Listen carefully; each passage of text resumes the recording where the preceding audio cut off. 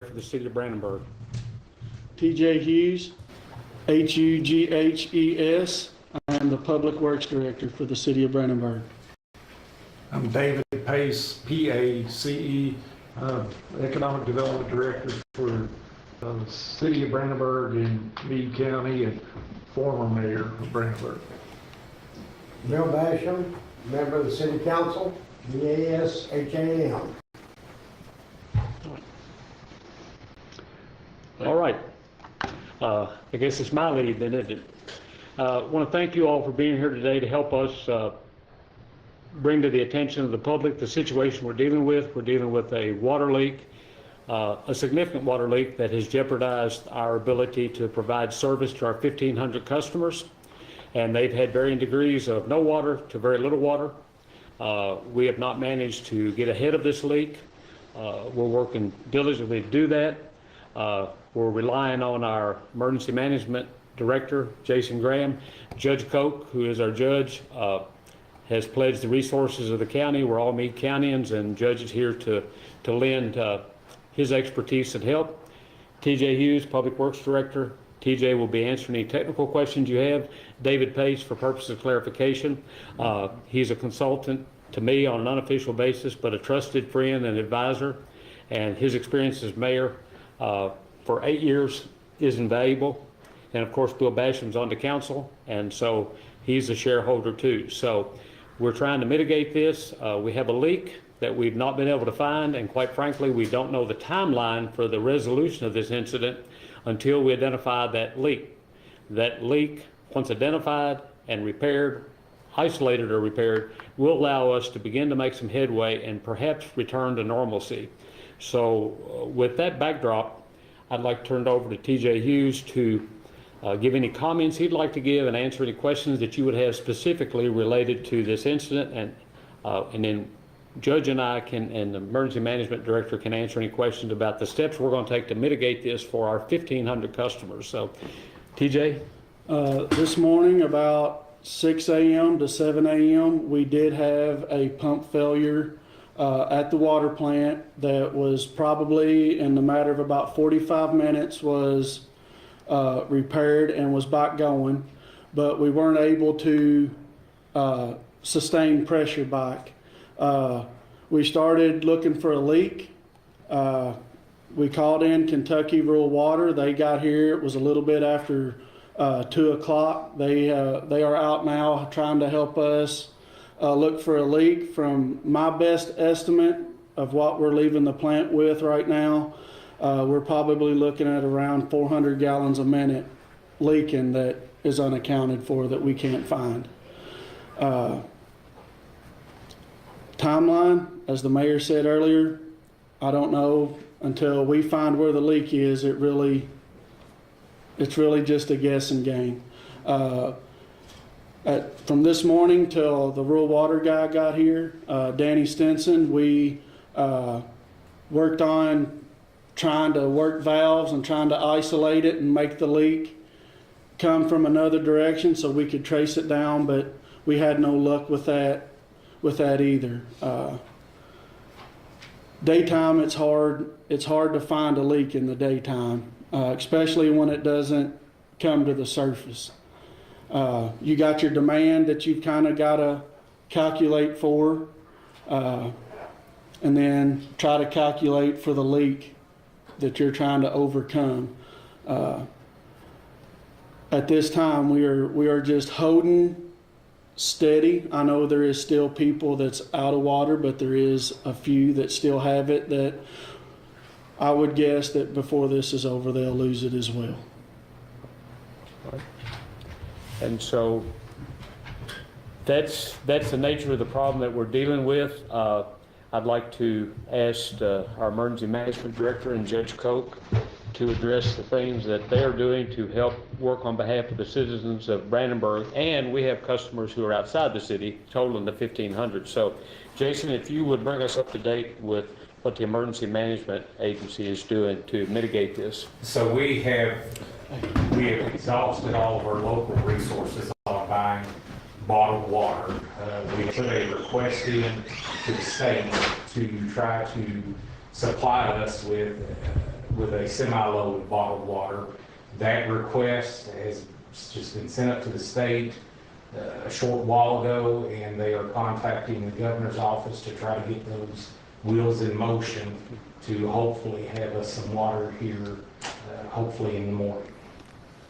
And in the meantime, we have a local business, CNC Portables, that we didn't even have to call them. They just volunteered and they brought a truck down that you see out here that is non-potable drinking water. They brought a tank down, a truck, 1,750 gallons that our citizens can come and get water for other purposes other than drinking. And as Mr. Graham indicated, we have every hope and expectation that we will have drinkable water soon. So those are some of the things that we're doing. I'd like to ask Judge Koch. He's invaluable about trying to help the city mitigate this. Yeah, Judge so Koch? what, the problem that we have right now, it's not that we don't have our access to pot or non-potable water, it's potable water. And so, based off my experience and knowing what our Fort Knox brethren have, I've reached out to Fort Knox to see if we can get any water buffaloes that are certified potable. Once we can if we can get water buffaloes or a tanker truck that's certified, then that really resolves a lot of our problem. It's not that we don't have access to potable water, it's just getting it into the city so that our citizens actually have the ability to come and fill up jugs and so on. In saying that, I've also reached out to Senator Meredith, who's in contact with the state to try to resolve some water issues there, to see if we can get more bottled water to get pushed in. So again, trying to reach out to all sources.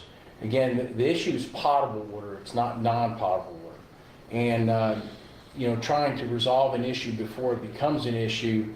We have bottled water coming in, but bottled water is only going to take effect for so long. If we get quantity of potable, then we're going to solve our problem, and we'll be able to sustain for a much longer problem. As TJ was saying, in the analysis, if this is going into an underground cavern, we may not be able to find it for a long period of time because it's just not going to surface. So we don't know how long the emergency is going to last. So we need to look at it from a sustained potential over how long, and then what do we need to do to go out longer than if it takes, and however long it takes. So. Thank you, Judge. And to that end, TJ, would you explain what the course of events will be? We're going to say that with confidence. When we locate the leak, what can our customers expect in the days after we find that leak?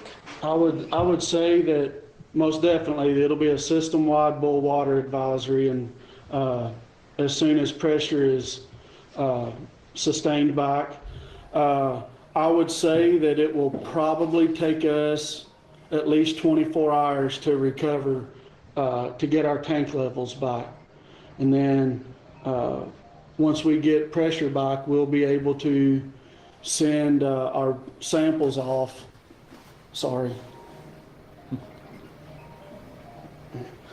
Send our samples off so we can get our boil water advisory lifted. This is Pretty good.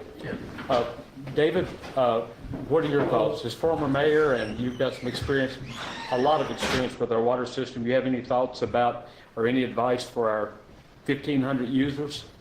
Just be patient. I mean, number one, it isn't like no one's working on it. They've been on it since early this morning. Like the judge said, this community is the strongest when there's a need. And that's where you'll see the folks come together, supporting Jason, supporting the judge. Once they get the water bottles here, we've had the police department out here loading people with non-potable water at this time. So patience is the number one key, just to be there. They're working on it around the clock. So just give them a little time. Right. Thank you, If David. you want Brian's cell phone number, we can get you that. So. Councilman Basham, you have any comments? Bill's been on city council for a good many years. I feel sure that you're doing all they can do to get it back in focus. Just be patient and we'll try to get it all worked out. Any updates for us? We have a pretty good lead on a possible leak at this time. We have to wait till all the lines are located before we can begin excavation. But the guy from Rural Water says it's probably about what we're looking for as far as what he's seeing on his equipment that he helps find leaks with. And to put it in perspective, our water treatment plant is rated at 1 million gallons a day, and we're using loaner equipment because of a problem we have with our water.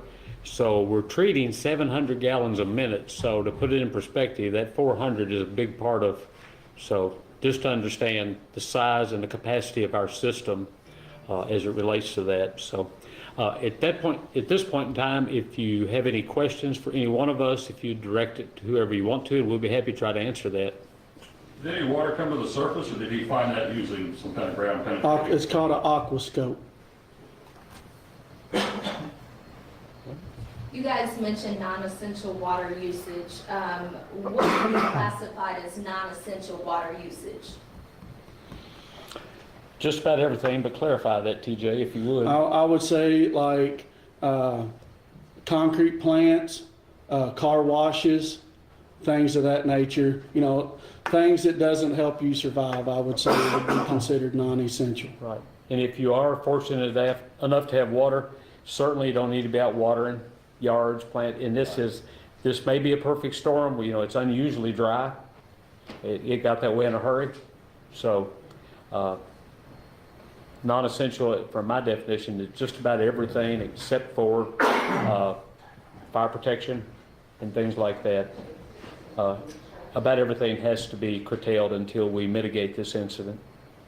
We were talking earlier about fire protection. The fire department has at least one tanker, is that right? That's correct. Our Meade County Fire Protection District, for their primary stations located here in Brandenburg, has multiple apparatus, but they do have a 3,000 gallon super tanker, and they have dump tanks, and they have assisted with large fires here in town before. And so I feel very comfortable that we can handle a fire episode. The first 10 engine and that tanker can eliminate what would be an initial need for hookup to a hydrant. Thank you. Is that non-essential that you were just talking about, does that kind of go to restaurants as well? Because I know there might be a problem with sanitation, washing hands, that kind of stuff. So I think that would fall more under your health department because they're required to have water, and there's places that have it and then they don't, then they do. So, you know, I think the health department would be the one that would say you have to close. I've talked to some of our businesses, and we're just asking, as already been reiterated here, for patience and some common sense, and without acting on any specific instructions to them or directives, is, you know, maybe the prudent thing to do is to close your business tomorrow if at all practical. That's the safe bet. And we will keep you in the loop and let you know, but that might be better than trying to take your chances tomorrow. TJ, when would y'all start digging on that leak? As soon as LG&E gets to mark the gas line. So maybe tonight? Oh, it'll probably be within a couple hours, I'd say. Thank you. Uh, Oh, one more. Judge, what's a water buffalo? What is that? Water buffalo is I believe it's a 500 gallon trailer. The Army, we use that to pull that out into the field for exercises, for combat, and so on. You have potable and non-potable. So you always want to ensure that anything that you're using has been certified by a veterinarian. And so therefore, people don't get sick. So we always make sure that's really the problem here. Is it's not that we don't have non-potable. It's getting and making sure that whatever people take water out has been certified so that we can ensure that people aren't going to get sick from that water. You always have an option boil, but again, you want to make sure that any water that people are drinking is not going to be contaminated. And what kind of commitment did you get for Fort Knox? They are in the process of looking. There are a number of active duty units. They also have their issues too. They now have all these cadets coming in, so a lot of their resources have been put out into the field. But there are a number of active units and also Army Reserve units that might possibly have some some water buffaloes in the rear that they know are certified. See, that's the problem, is they could be out there and not certified if they haven't been utilized in a period of time. They have to be certified every year. So they're in the process of trying to look at that. We can use those under emergency response authority. They can issue those assets to us for up to 72 hours, just based off of an elected official asking. It's a tremendous advantage for our community that we have retired Major General Troy Koch as our judge executive. If you picked up on the fact that he had a little insight on how the military operates, well, that's an understatement, and we appreciate it. Thank you.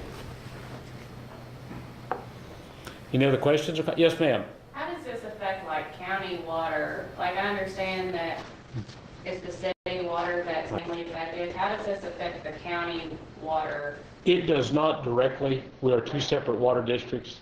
So we, thank goodness we have the county, that we don't have interconnectability because we're different treatment processes, but thank goodness they're good. And we can, in fact, if we need to, with this truck out here that the business donated, we can go out to their county water station and refill that when it needs to be refilled. So thank you, that's a good question. Any other questions? Do you guys have a plan in place if you do get the water from the state, the bottled water and stuff like that? If people want to come down and get some of that, do you guys have anything set up yet, or are you still waiting to kind of have a location for people to go or anything like that? Or limit? David, as far as distribution, would you speak to that? Well, right now, we've already got one tank set up here at City Hall, and if we need more, we have other tanks available for non-potable. The only thing, like the judge says, we're still working on the potable, but if the water bottles get here, once before we serviced it right out of this bay here at City Hall, and as people need it, we're already getting water by bottled water this afternoon, and they'll be able to come by here and pick up what they need. And if the logistics required a larger area, the fairgrounds would be available if need be? They will need their driver's license with them also, so identification. Okay. Thank you, Chief. All right. Any other questions for us, please? All right. Well, thank you all for helping us get the word out to the 1,500 people that are shareholders in this problem. We will, if you need, the best point of contact would be for our emergency management director would be Jason Graham.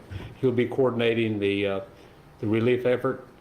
And so please just reach out to Jason, and he'll bring you up to date upon your request. All right? All right. Thank you very much. Thank you all very much. We appreciate you helping us get the word out.